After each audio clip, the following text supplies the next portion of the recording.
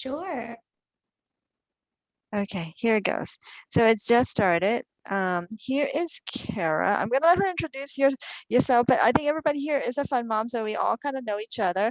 But you're welcome to ask us to introduce us if you want to know us a little bit. Um, Maybe you might want to find out how old are the kids, etc. But here's Cara. Hi, everybody. So I prepared a little talk, and then I included some time for questions at the end, and then I figured that we could specifically talk about you all and what you are facing in your specific questions. Does that all sound okay to you guys? Yeah, sounds good to me. Sure. Okay. So anyways, like Connie said, my name is Cara. I'm a professional potty trainer. Last year, I started an in-home and remote potty training business called Kiddish. And I thought it'd be nice to talk to you guys today about a subject that you might feel initially hesitant towards. I know potty training is a big thing. And I'd like to talk specifically about the potty training method that I use in my practice and hopefully provide a roadmap for an experience that might be somewhat unsettling and uncomfortable. So a little bit about me, my potty training story is a little interesting. As you might have just noticed there in the intro, I have a little bit of a stutter.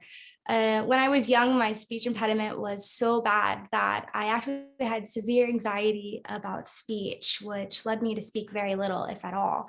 And when I did, it was only after tugging on somebody's shirt sleeve and whispering in their ear, because fun fact, you don't stutter whenever you whisper. So due to a few mentors and the work of my own parents, thankfully, I was able to surmount this difficulty because of their gentle guidance, encouragement, and patience. And because this had a huge effect on my childhood, I wanted to reach out to other kids in my adulthood in a way that would benefit them in the same way that I was benefited. So for a while, this translated into me being an art teacher while also nannying for private families. And at this point, I began to see how potty training could be both a difficult yet also rewarding experience for the parent and the child. 2 years ago, I moved to California from Texas, and only a short time thereafter, I began nannying again for a few families and to slowly build the potty training business, Kiddish, that I operate today. I experimented with a few methods with greater or less success, and quickly discovered that Jamie Glowacki's OCRAP potty training method was by far superior and worked best for me and my clients. And I really believe in this method because it's one that bore results, of course, but it also respected how those results were achieved. And what do I mean by that? I mean, in a certain sense. So one might imagine potty training to go something along the lines of you put a child in a pull-up and then take them to the potty at regular intervals. And then once a pee happens in the potty, they get an M&M. This works, but the whole time it inculcates in the child that a successful potty visit corresponds to the suite of their choice. I mean, even my partner's mother did this for him, and he uses the potty just fine now. So they work, but one might doubt whether the means justify the ends. And in my opinion, the carrot and stick method doesn't respect potty training as a time in which other behaviors might be learned that transcend and go beyond just the potty training encounter. And this is why I value the Jamie Glowacki method. It achieves a good result, and it achieves it in a way that I feel like I can support because it holistically supports the child and the family. So before I talk about the method, I think it's important to talk about something maybe even more basic, which would be when should one potty train? And historically, that's a really interesting question. So today, many people don't potty train until maybe 2.5, all the way I've seen clients who are 4 years old, and that's okay. However, we see evidence from early civilizations that potty training begun at a much earlier age. For example, in Athenian Greece, I would like to share this photo with you guys. In Athenian Greece, they made these potty chairs, and these are from the 6th century BCE. And they're made out of ceramic, and it's a legitimate potty chair. And then there were also some images Cara, do you know how that worked? No, I don't. I'm not. Let's see. I'm so sorry, guys. No, it's okay. Well, anyways, I can did see include it. those. Okay, I can include those in the chat later too. So anyway, in 6th century BCE, there is evidence of actual potty chairs being used. And then the other photo I was going to show, I can include it later. There was a ceramic vessel, and painted on the surface is a mother looking like she's actively potty training her child. The little tot is inside the potty chair. They're holding eye contact. Their arms are extended, and she looks like it's a pretty calm experience. And so that picture, I'll include it later. It's kind of hard to judge the age, but it seems like the child is younger than 2 years old. So we might wonder, how is that possible? And this mostly happened through an ancient and still current practice called elimination communication. Maybe you guys have heard of it. Elimination communication, in case you haven't, is the potty training of infants, essentially. It goes hand in hand with attachment parenting. Whenever the mother, either from birth or whenever the infant starts to sit, the mother tunes into the child and starts to pick up on these physical signals before the child is about to eliminate. And when these happen, she holds the infant over the appropriate potty training receptacle and normally gives some sort of verbal cue. Sometimes it's the shushing sound. And so after a while of shushing while the baby eliminates, and also taking the infant to the potty at certain set intervals, whenever we normally go to the bathroom at good transition times, like upon waking up, before going to bed, after eating, and making that shushing sound, the infant develops a Pavlovian response to that sound, and thus you're able to potty train an infant. So if you're interested in more, I can include an interesting article in the chat below. So even though this worked and was used for millennia, much of the subtle wisdom receded with the rise of two things, and that's a technological environment, which lessened the constant contact between mother and child, and the invention rise of the disposable diaper. The disposable diaper made it possible, and in many senses easier, to wait a child was potentially into their 3s in order to potty train. So in light of all this, when is the right time to potty train? Frequently I hear, wait till they're ready. This was established by Dr. Benjamin Spock in the 1940s, who coined this phrase in order to rebut methods that attempted, in accordance with 1920s and 30s prudishness, to potty train children at young ages with the use of laxatives, something that was both ineffective and damaged their health. So in a sense, he's very correct. Please wait till they're ready. However, that then brings us to, what is readiness? I like to think about readiness in terms of capability, because as we now know from history, children can be ready at any time under the right conditions and care, like we saw in elimination communication. So whenever you're dealing with a child who's under 22 months, readiness is going to factor, but it's going to take more of a form in the readiness of the caregiver. So is the caregiver ready and prepared for the longer learning curve and the patience and commitment required to potty train a young child? So I usually ask parents what ready looks like. And most people tend to think that it's some version of the child asking to use the toilet on their own, which can absolutely happen, but is not widespread. Not everybody experiences this. And I find that whenever this does happen, we think, or we assume, that the desire and willingness to sit and go on the potty is going to increase in time. So theoretically, if he's asking to go and sit on the potty and might pee once a week now, a month from now, he should be asking and going every single day. Again, just my experience, but I found that if you don't seize that initial window of opportunity, he just moves on and forgets about it because there's something else that's more interesting. So, and I also know that individuation occurs around 2.5, 3. And this is when kids realize that they're different and separate from you. So in my potty training work, I've also found that potty training doesn't become the easiest thing in the world whenever it's paired inside of an age range whenever they're saying no and they realize that they have the choice. So this is the only time in their life that they actually have all the power, which is they have all the poop. So I find it tough to pair these together. So rather than asking, is she ready? I think the better question to ask is she capable?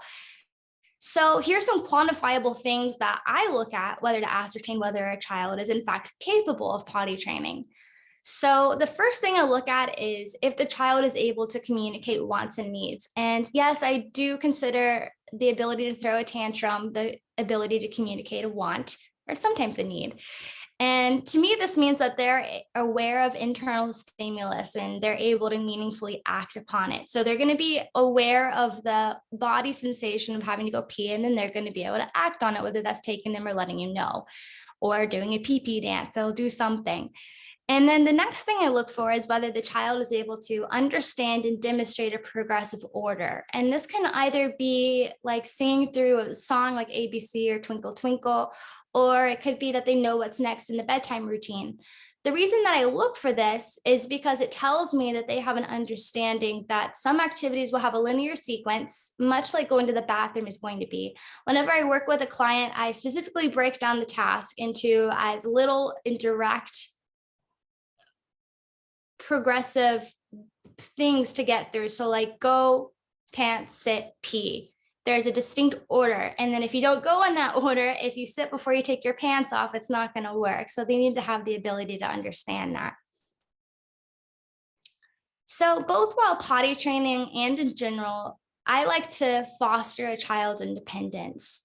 I find that whenever you give them control of certain things, you're more likely to avoid power struggles overall, which is what we really want to do in potty training, because like I said, this is the one time that they're actually going to have all of the power in this situation. So here are a few ways that I like to recommend to people before we start working together in order to move along the child's autonomy and thus pave the way for them to be ready for the next responsibility, which is going to be potty training.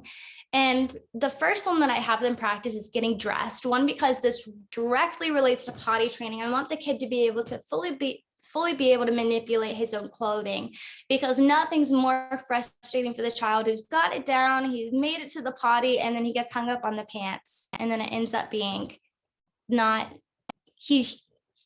he doesn't end up completing the task that he knew that he could do. So I don't want that to happen. So I want parents to help the child learn how to get dressed. And you can make this fun. It could be in the form of a dress up party. This is also a great way to figure out what clothes fit and what clothes don't anymore. And really practice helping them get on their own pants, manipulating their own pants. You're going to have to walk them through it and be as explicit as you've ever been. I'm using this finger and my thumb to hook the waistband. The waistband is this elastic. It goes around your waist. I'm going to put one foot in, one other foot over your heel, over your knee, just break it down. And then the next thing that I find that breeds a sense of self-esteem and responsibility is going to be having a regular chore. When I say this, I'm not saying you need to have your 3-year-old squeegee your windows every day, but something a little specific, and also less than a vague, go pick up your toys. So I think clearing your own dish after a meal and putting it in the sink is perfect. It not only makes your child feel important, but it also gives them a role in like a family, in the family, because it's taking place during like a family meal time, and then they're directly contributing to the household. So to sum up, if the above behaviors are established, so the ability to understand a linear order and the ability to communicate wants and needs, I believe that a child is capable to be potty trained. Thus, they're ready to be potty trained. So the age might vary because every child is different, but if these capabilities are present, I believe that they're ready. So now that we're ready to potty train, how do we begin? So as I've mentioned at the outset, I find OCRAP potty training to be the most effective at integrating process and result. Some of you might have read the book, but for those of you who haven't, I'd like to give a quick rundown of its basic ideas. So Jamie Glowacki, the author of the book, puts it that the whole point of her system is to move your child from I've peed to I'm peeing to I have to go pee. So, which for me, this means teaching your child to recognize the feelings that accompany going to the bathroom. And once this recognition is gained, to tie them to a certain behavior, i.e. using the potty. And this is going to require them through the use of this feeling to develop the muscle control necessary to complete the activity. So Jamie Glowacki achieves this result with the use of blocks.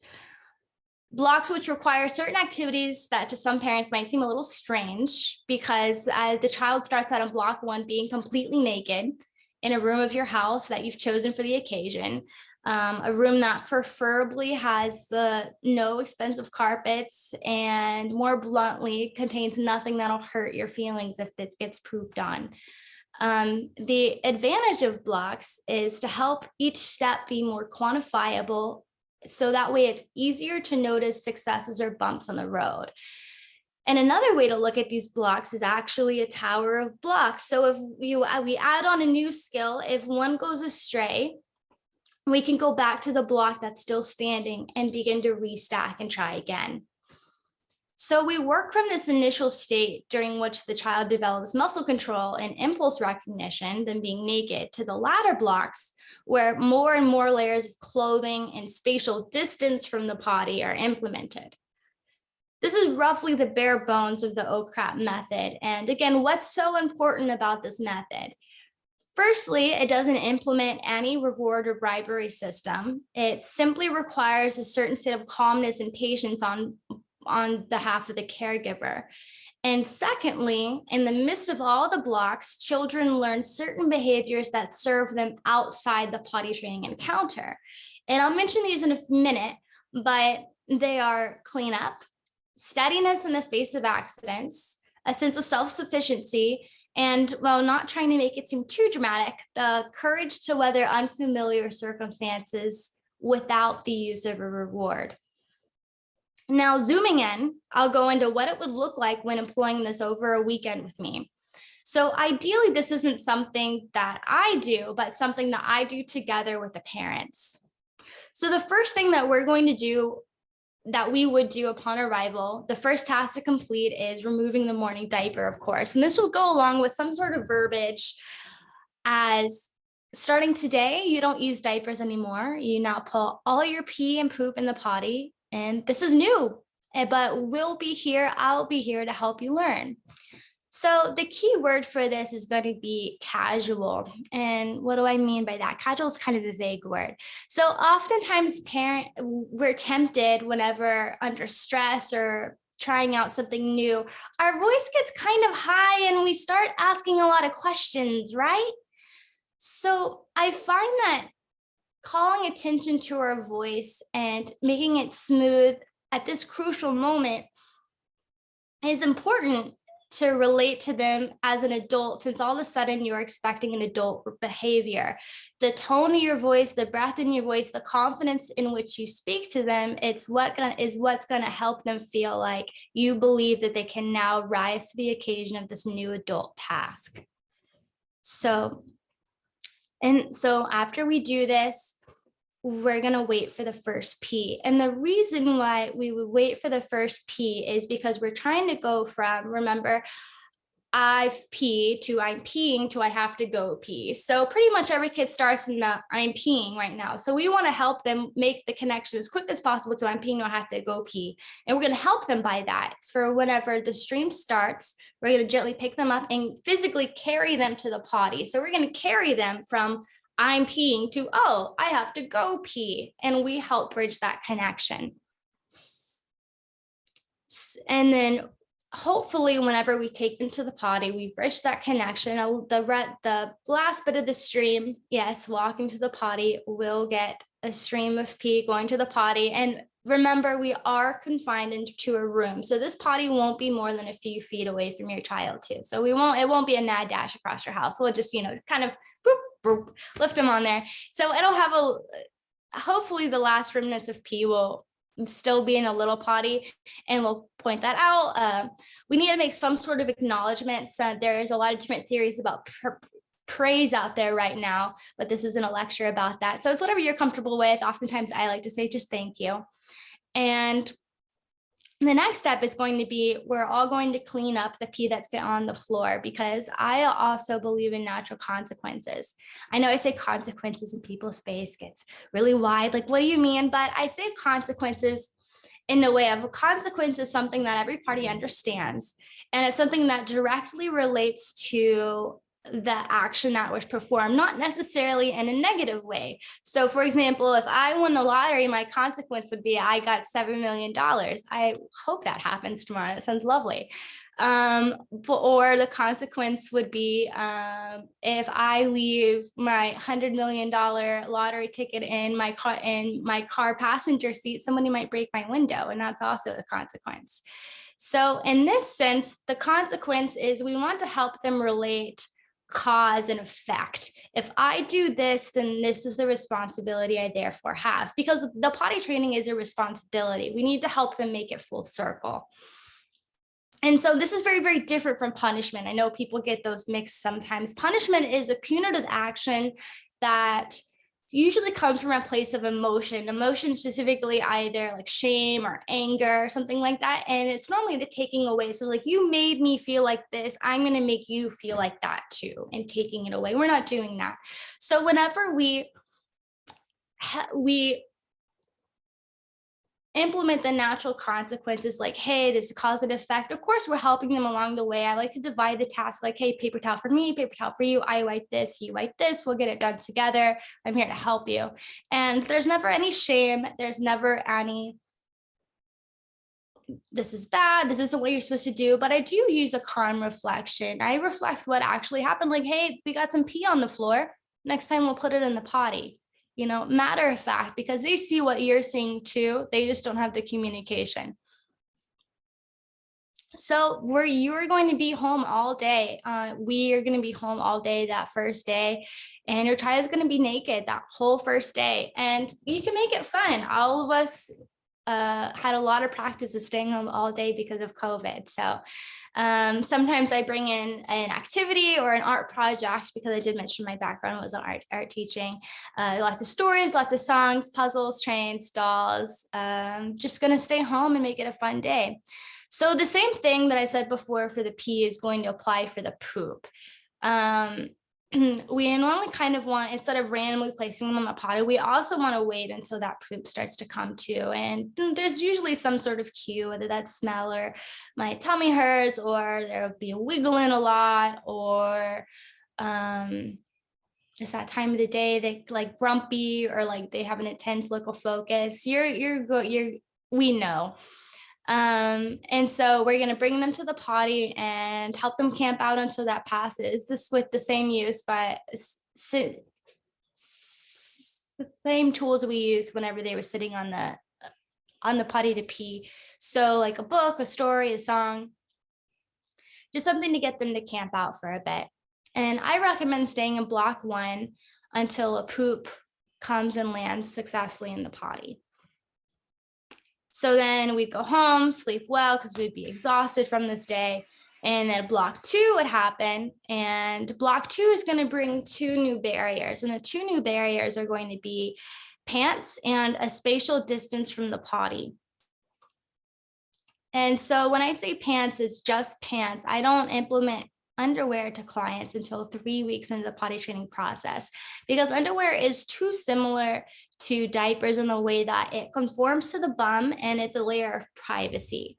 So we want to completely take that out of the equation, because at that point, it's almost muscle memory, and you can't blame them for a repeated amount of accidents on the underwear, because it's too similar. They've only been doing this a couple of days. So we wait 3 weeks. So we're going to be commando in only pants, and we're going to introduce the spatial distance from the potty with short outings. So like a walk around the block, playing outside. And what we're looking for today in block 2 is also to kind of get more towards real life, and then also making the potty a part of the life routine. It's now a lifestyle to have a potty trained child. So that's going to be making a part of the team. So introducing prompting. So prompting them at specific times whenever you know they have to pee, because in day 1, we're also going to know what kind of peer your child is, whether they're a camel and they go twice a day, or they're one of those people that go every 30 minutes. We're going to find that out. And so day 2 is whenever we're going to respond to that with prompts. And I always prompt clients with either a choice statement or a challenge, because I find that if it's anything else, I get met with a no, because, individuation. So a choice is going to look like, do you want, hey, it's time to go potty. Do you want to go in the big potty or the little potty? Because I also have you guys have an insert. It's time to go potty. Do you want to go in 1 minute or 2 minutes? Do you want to go fast or do you want to go really slow? A statement I normally pair with a reflection. So some kids have a crazy pee dance. You just know from a mile away that they have to pee. So you're like, hey, I see you're doing your crazy pee dance. To me, that means you need to go pee. Let's go to the potty. And then, or for the one kid that's headstrong, I use challenges. So I'll say, hey, I bet you can't beat me to the potty, or I bet you can't get there in 3 seconds, or I bet you can't fill up this whole little potty with pee. Some kids can, and it's actually amazing. So watch out for that. And so we're bringing prompting, and then also prompting in block 3, since we're incorporating it into your lifestyle, is prompting at the in transition times, such as before leaving for school, upon arriving home from school, before getting in the car to take the hour-long trip to grandma's, before going to the park, before anything exciting, meal times, before screen time. You're now incorporating that into the routine. And that's how you're gonna dissuade resistance in the future too, because hey, it's part of the routine. We do this every day. So after we do this for the day and they're successful, they can successfully manipulate their pants, they continue to go in the potty, they nailed the outings during the day, or they're going to move on to block 3, which is essentially block 2, except it's longer outings. And by this time, it normally coincides with on a Monday. So that's preschool or daycare, and the parent goes back to work. So it's back to real life. So this is normally day 3, or might be sometimes day 7. Every child is different, but also they're still going to be commando, because they're going to be commando for 3 weeks. So even though this is block 3 and they're back to real life, they're still going to be commando. And what we're looking for in block 3 is to still build on successes. So to still prompt them occasionally, because even though it's been a while and they got the hang of it, they're still going to need to hold your hand a little bit sometimes, just like with any new skill, until it becomes a habit. And also we're going to be looking for self-initiation too. So we're going to want to start bringing awareness to their body feeling. So like, hey, when you have the feeling that you need to go pee, it's right over there. And whenever, or hey, we're leaving in so amount of time, whenever you feel like you need to go pee, your potty's over there. So those are essentially the blocks of learning. And of course, you don't have to use this method, but this is what I use and I believe in. Okay, we can go into questions now. If anyone has anything to ask about me, professional potty training, or the method in general, I'd be happy to discuss those.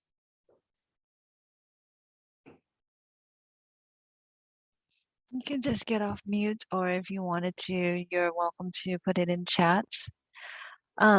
I did have a question. You mentioned that block 3 was commando, but Yes. then you said I thought in block 2, that was when you introduced the pants, but no underwear.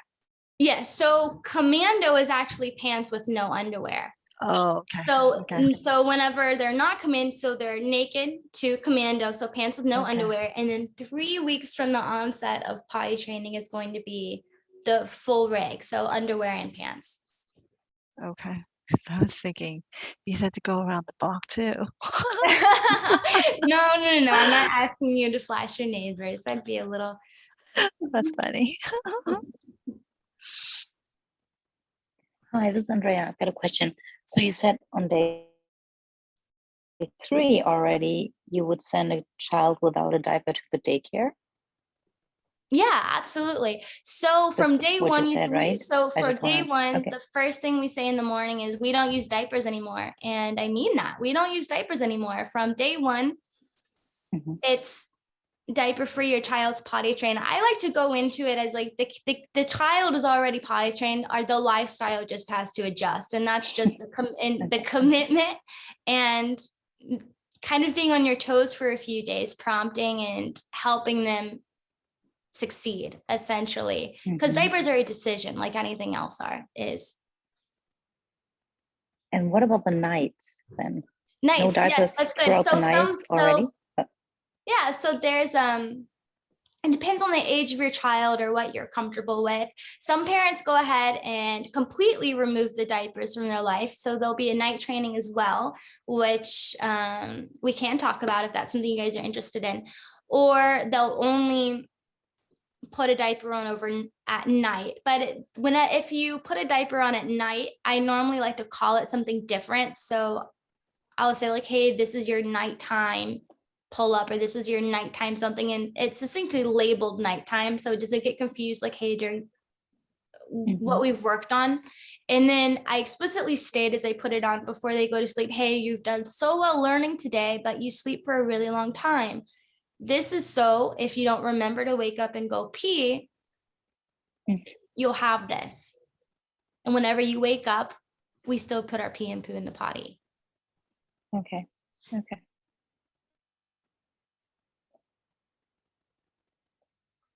Thank you. Yeah, sure. What if your child is going to a daycare that insists on diapers even after you start potty training? Daycares that insist on diapers and after you start potty training, you see,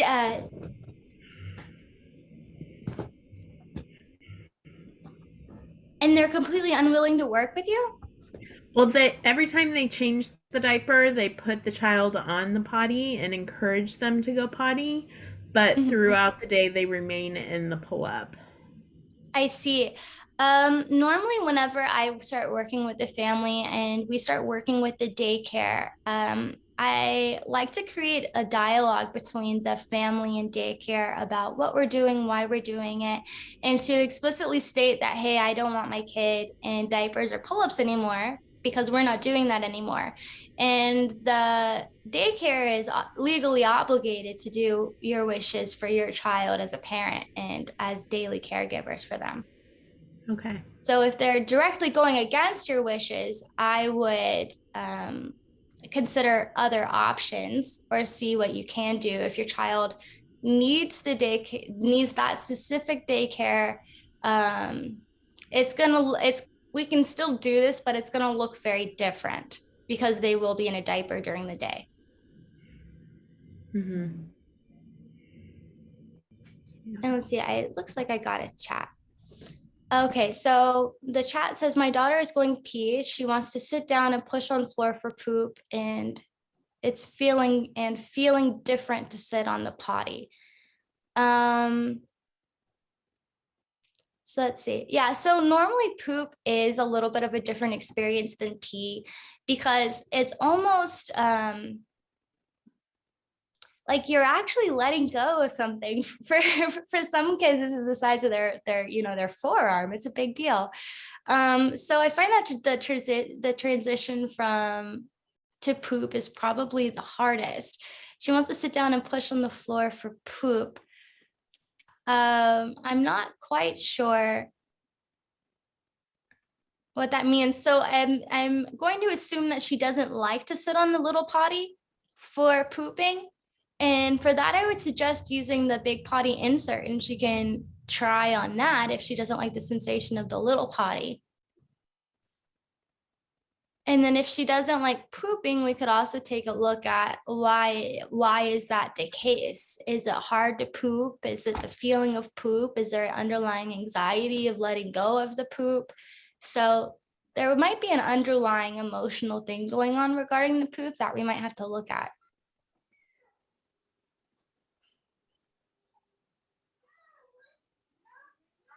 So did you guys agree with the means being just as important as the ends in potty training and in child rearing?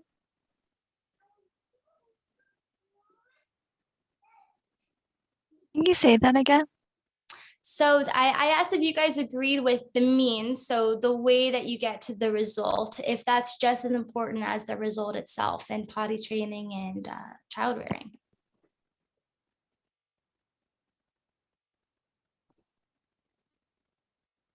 Yes, I agree. I think it should be a positive experience to get them there.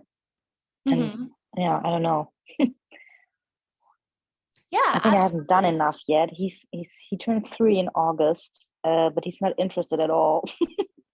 Mhm. He sat sometimes on the toilet and we played with the toilet paper, and I thought that might lead to something. But as you said in the beginning, if you don't foster that more and make it kind of a routine, it disappears again. And I think that's what's happened to us. Yeah, absolutely. I would definitely seize the moment. He's at that age to where it's old news and he might not strike up that interest again. So I think at this point it's the you use an outside age marker. So he's 3, and then you use what we talked about, whether it's readiness and capability to ascertain whether he is in fact ready and whether Mhm, this is the next step for him and what's going to be good for him. mhm.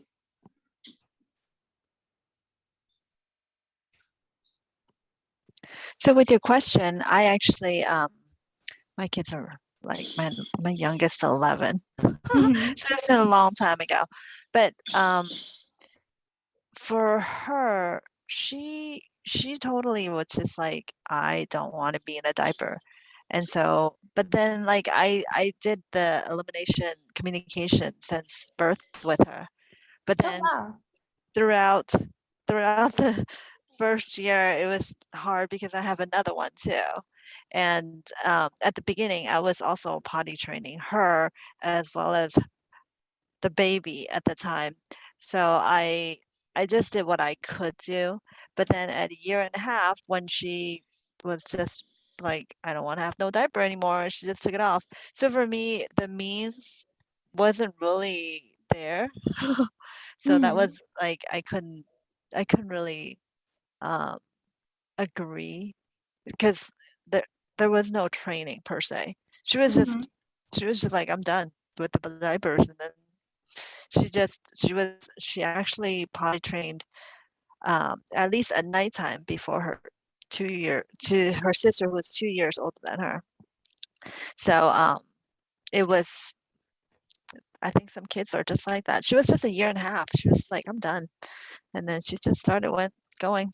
And then she had less accidents than 3.5-year-old sister. Wow, that's awesome. Yeah, I find clients who have done the elimination communication, the transition is easier to the potty because they already, especially because you've already had experience tuning into her physical cues. Like, Yeah. I tried that with her sister too, but with the first one, yeah, it's just you're totally right that I feel diapers are for adults. It's like um for the older one, I didn't really start until 10 days old, but she went like it, I made the shush sound and then she went. I was like so surprised. And I keep on trying, but it was for me. Like I got distracted. I need to go do something and then I need to put a diaper on her. And then that was it was hard. And then we got to go somewhere and I put a diaper on her. So it it's I didn't really have any kind of train. Well, I did train her, but it was I did not do that at all. I didn't do that sounds like the weekend potty training.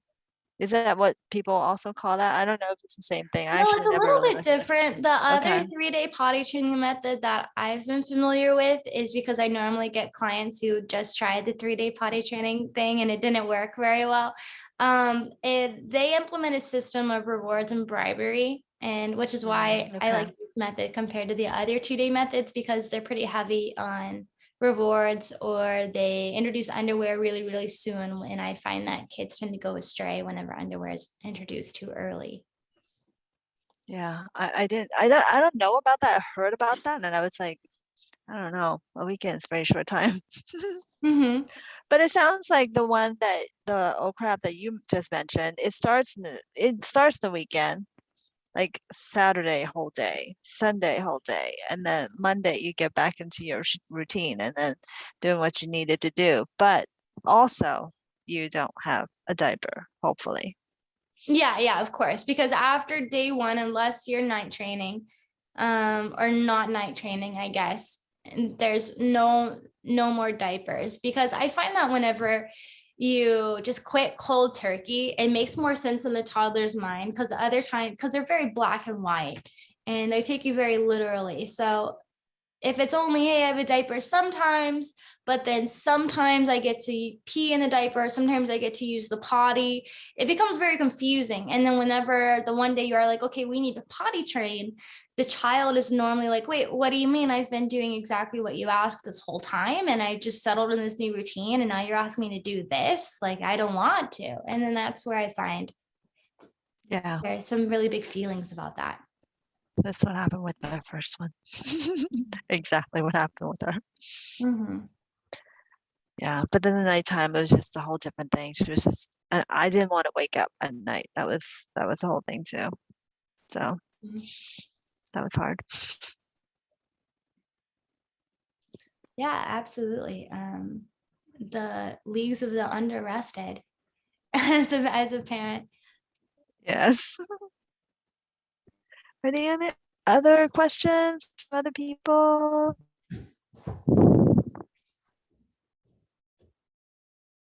So on average, how long would you say the potty training process takes? Is it usually just 3 weeks?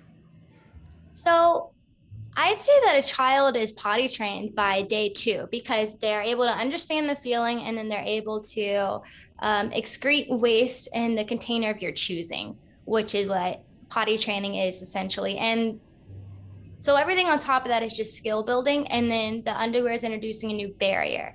So I'd say that they're potty trained before that.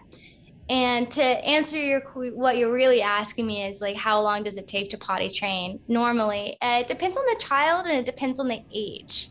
So like I said, if you're potty training somebody younger than 22 months, it's more of, is the parent ready for the extra patience and time commitment? Because they're going to be stuck more in the learning phase, like from what's going on to and peeing, because the body awareness isn't quite there yet. For somebody who's 3 to 4, it's going to look like a lot more resistance and anxiety to the new transition. So it depends how well where your kid's at emotionally. It depends how your kid is with transitions, and then it depends on so many other factors too. Because, if we really think about it, the diaper is the first thing that really swaddles your child. And then it's the one thing that they regularly get every single day for however long. So a child who's being potty trained at 18 months, it becomes like an addiction. It's an addiction of safety and comfort and something that's soothing. So a child who has been using a diaper every day for 18 months, I'm going to relate it to something crazy, is like a person who's been smoking every day for 18 months. It's still hard to give up, but like it's not as crazy as somebody who's been smoking for 15 years, because it's become almost like without thinking, I need this. For an 18-year-old, they're not quite there yet, but a 4-year-old, I find that 4-year-olds, oftentimes they come up and ask me like, hey, come on now, like, when is my diaper going to be back? I'm ready to poop now. So for the older kids, like, no, actually, a few weeks ago, she was like almost 4. She was like 3 years, 8 months. Like, she literally said, hey, when does Cara leave so I can get a diaper again? Because I have to poop. And that was kind of hilarious.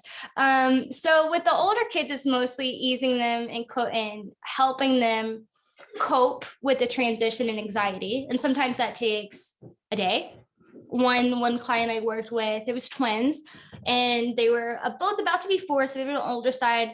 And they both struggled with the transition. So the girl twin, we're going to call her Rachel. So Rachel, the girl twin, was the one who said, like, Mom, when does Cara get home? Like, I need my diaper. And so as soon as I was like, hey, like, I'm here for the whole weekend, pal, I'm sorry. She was like, oh no, absolute tantrum, big feelings. And then she had to pee. And so, she went pee, and we got some of it in the potty. And then it was kind of like sealed the deal, like, oh man, she's serious. Her brother, on the other hand, had less initial big feelings, but it was more of a long-lasting anxiety. And his anxiety was around less about the transition, but more about the poop. So he was scared to let go of the poop. And so we had to introduce some different coping strategies. And for him, he really, really liked breathing exercises. And so, and I introduced some ones that, pretend you're some sort of animal and breathe like this, mock me. And those, I like those a lot because they're not only physically grounding, but they're not quite distracting like a video would be too, because it's bringing him into his body and into himself, not away from the scenario. So it's actually giving him real life coping skills for the future when he's also uncomfortable and anxious again. So these kids, they had those difficulties with the transition and the anxiety. And I'd say that they were great after a week and a half. A younger tot who was more about like learning, I'd say the average is like 3 days. So like a weekend. That was a really long answer for a short question. I apologize. Thank you. And let's see, it looks like I got a chat. Let's see what this says. So it says, that's a great point. My son is older now, but poop training was a struggle. Absolutely. Yeah, poop is one of those weird things. What is that? I saw there's this one woman, she is a doula. So and she was talking about the sphincter, and she literally said the sphincter, like sphincters open and shut with emotion. So, weird, but if you think about it, a toddler's, whenever they're experiencing that anxiety, the one thing they have left to hold on to, the one thing they have really control of is their poop, and their body's going to do that automatically without them really like, I'm going to hold my poop and drive my mom crazy. It's not really their fault. It's the only thing that they're able to do. So it's our job to help them take a breath and help them ease through that high stress situation.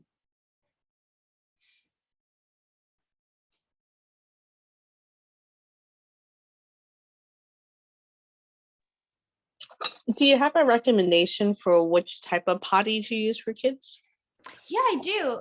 So I like the Bjorn baby pod, like little school potties. There's like a back, and the brand is spelled BJORN, and that's great. And then I use the potty inserts too. And I just like to make sure that you have a step with a rail to make it as child independent friendly as possible. You want to set everything up for the child to have success on their own in the shortest amount of time possible. So steps, handles, and also steps give them a nice platform for their feet so they can be in the right position anatomically in that squatting position in order to release the poop even better. Okay. And what age do you find is like kind of the sweet spot? Sweet spot, 18 months, 19 months. Easy. Because after that part, it's just like, hey, like, let me teach you. And then that, like, for my peeing, I'm physically carrying you, like, within a day or two. Because they don't have that emotional attachment to their sphincter and their poop, and they also don't have it to the diaper. So the only hurdle is just getting them to understand hey, I have Okay. a feeling now, and this is what you do in reaction to that. Okay. I guess you're gonna start soon. I have a 17. Yeah, I was so- gonna ask you about that. You ready? I don't know yet. He said it's about the parent. I'm like, I don't know yet. Yeah, absolutely. And I mean, it is all about the parent. They smell fear and they smell uncertainty. And as soon as they get a whiff of it, like, they'll know she's not I'm sure about it. It's not the real deal. So it's a real decision that the parent's just going to have to make about whether they're ready. Okay. And yeah, I do promise, it sounds scary. And I do promise, 3 weeks, a month into it, there's going to be a day that you don't wake up and like I wonder when my kid's gonna poop today. Like, it really happens. Like, you get really engrossed in it, but also like one day you wake up and like, wow, I only thought about my kid peeing once today. Like, this is amazing. And then you forget about it. Okay. It's there, I promise. Okay. Thank What you. happens when, sorry. What happens when such a weekend is not successful? Would you start the next weekend right from the beginning with block 1 again? Or So what would happen if the weekend is not successful and you're saying, so you're still essentially in block 1. So like so once block 1 is completed, we move to block 2. So if block 1's not completed on Saturday, we would still theoretically be in block 1 on Sunday. So we would have to discuss it to get like, so I would have a really good gauge on your specific circumstance, but I see it going as one of 2 ways. And that's either to, excuse me,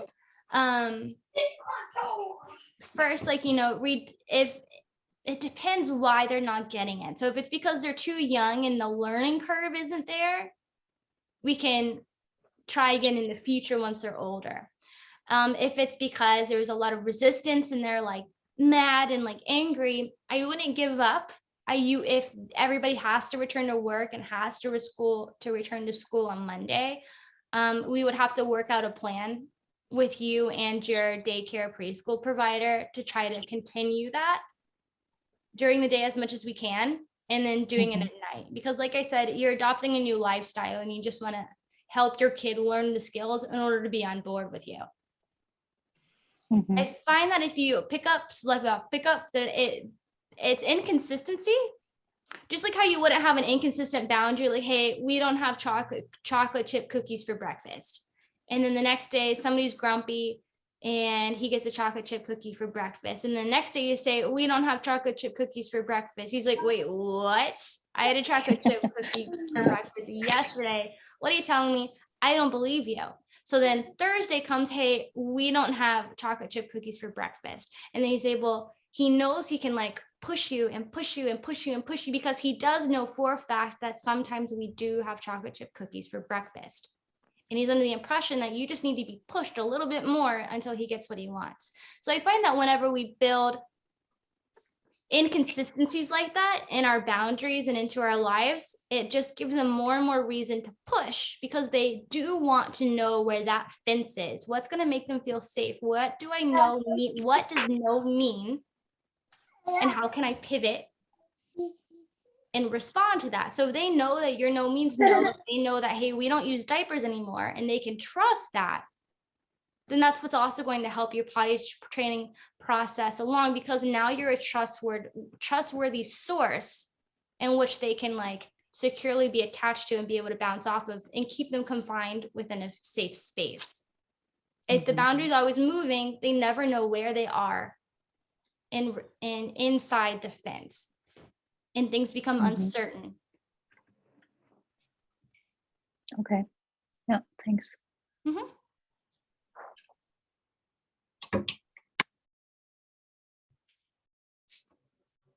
Oh, I see, I have another chat. Can you give some more examples of the services you offer for potty training? Sure. So I have, I guess, 4 packages right now. So 2 of them are for remote and 2 of them are for in-home potty training.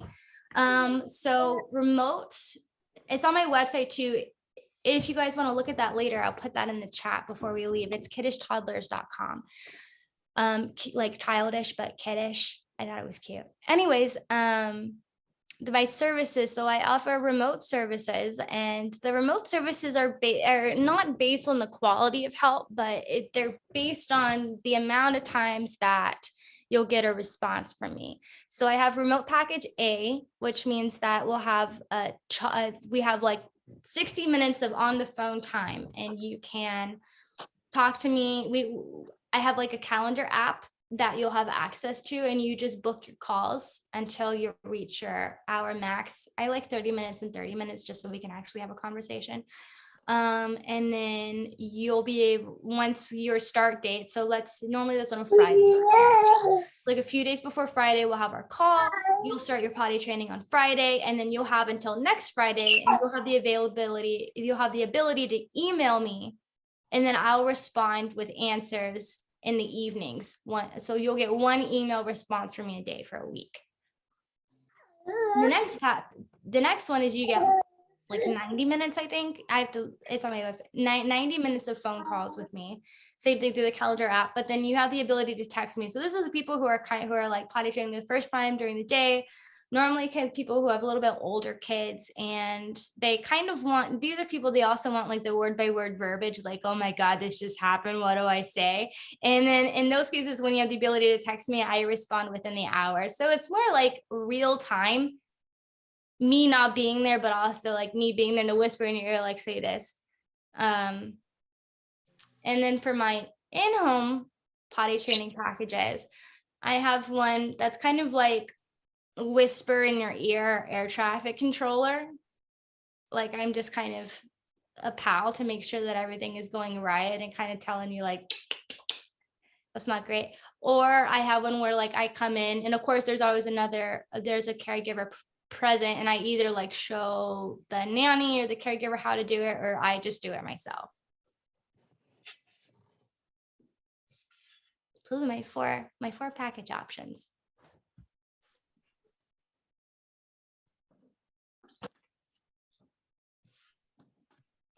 And then I offer free consultation calls. So if you're never sure which one you'd like, or what kind of help you really need, or just want to talk about your situation and just see whether we would work together really well, I do offer a free 15-minute consultation. It will kind of weed out whether you're doing great, you don't really need me, you're like, like maybe we should work together a little bit, and then also what service would fit best for you in your specific situation. And that's on my website as well. Did you put it in the chat? Oh, no, I'm going to do it right now. Oh, sorry. Thank you. Okay. Excuse me.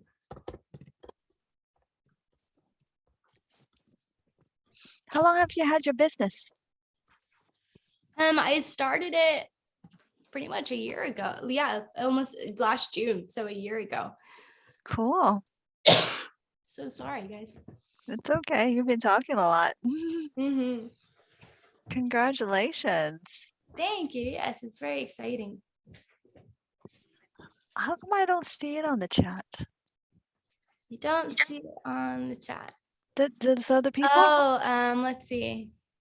Because I didn't do everyone in the meeting. Sorry, guys. Okay.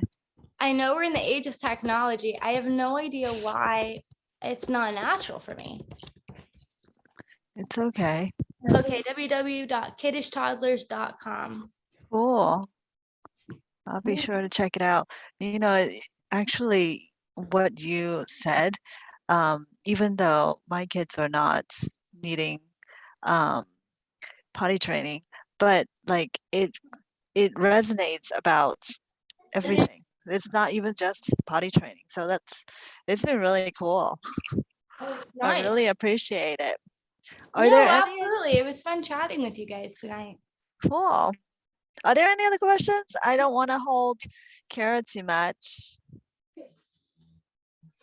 Okay. Not from my end. Thank you so much. Yeah, of course. Thank you, Cara. We'll be sure to share that at our Facebook page and our website. And I'm going to stop the recording, and then we're going to save it onto our Fun Moms YouTube channel Oh, that's at some awesome. point. Yeah. I would love to watch that. Yeah. Yeah, and I'll totally, we'll also put it available to let people know that it's available in the YouTube channel. It has taken me a little bit of time to actually get it up there because I just realized last month we had another speaker and I haven't gotten that up yet, but it will be up at some point and I will let you know that. I'm sorry. I think that'll help me to get things going because I've been really busy. Oh, of course. I completely understand. I look forward to that. Thank you. Well, thank you so much. We really appreciate your time and all of your wisdom. Even though I am not potty training stage, I learned something. Oh, well, I'm so glad to hear that. That's what I really wanted at the end of the day. So, Cool. all right. Well, I hope you all have a good night and thanks for coming. Listen to me rant about something that I kind of think is cool. Yeah, I think so too. Hopefully you guys did too. All right. Have a good night. Thank you. Good Thank night. you. Bye, everybody. Thank you. Good Good night. night. Bye bye. Bye.